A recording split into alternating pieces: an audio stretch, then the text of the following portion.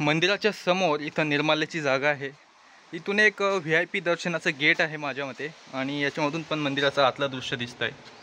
तर आतमध्ये लाईट वगैरे आहे, आणि हे देवीचे उत्तराज, क्षेत्रपाट, टाळकेश्वर अशी ही म्हणजे हे आहेत कोकणी हे देवता आहेत, कोकणी देवता आहेत किंवा कोकणी पूजनीय स्थानं आहेत। आणि इथं आतमध्ये देवाचं दर्शन वगैरे झाल्यानंतर पुढे जाऊया। तुळशीचं झाड आहे, हे पहा तुळशीचं झाड आहे, फुलाची इतर झाडं आहेत, आणि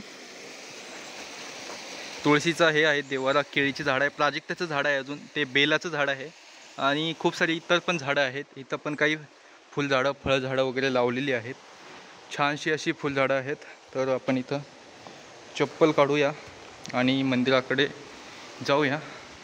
तर हे आहे असं आपलं मंदिर, अत्यंत थंड आणि सुंदर वाटतं इथं।